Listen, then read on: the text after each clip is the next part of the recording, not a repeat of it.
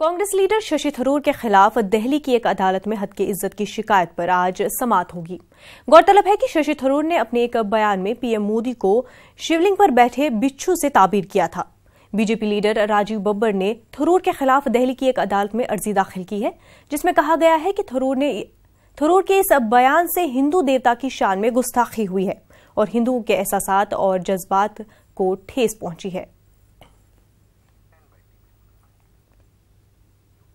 आज supreme court CBI director आलोक वर्मा की अर्जी पर समाअत कर सकता है।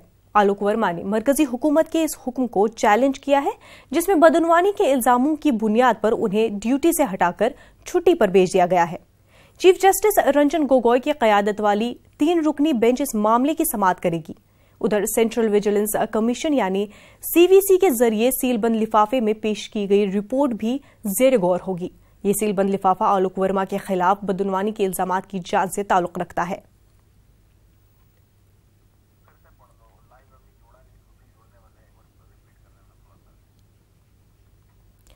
नाजरीन, आपको बता दें कि आज सुप्रीम कोर्ट सीबीआई डायरेक्टर आलोक वर्मा की अर्जी पर समाअत कर सकता है।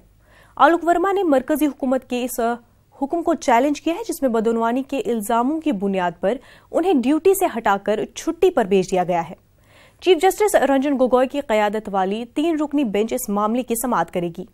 उधर सेंट्रल विजिलेंस कमीशन यानी सीवीसी के जरिए सीलबंद लिफाफे में पेश की गई रिपोर्ट भी जेर गौर होगी।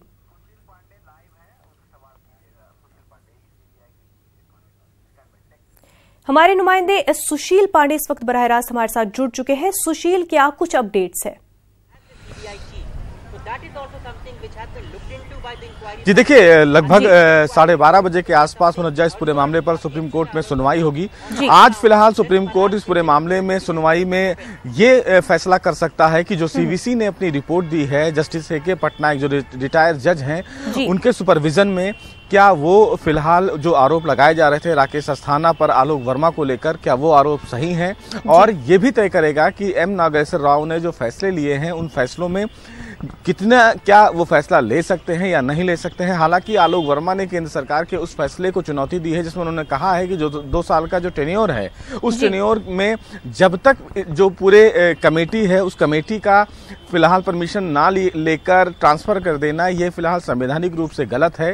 हालांकि सुप्रीम कोर्ट ने इसी बाबत एक कमेटी बनाई थी और वो कमेटी सीबीसी को बोला था कि वो फिलहाल एक रिटायर्ड जज के सुपरविजन में ये जांच करें कि जो आरोप दोनों फिलहाल डायरेक्टर्स पे लगाए गए हैं, यानी कि राकेश अस्थाना और आलोक वर्मा, उन आरोपों की जांच करें और जांच करके अपनी रिपोर्ट फिलहाल दे।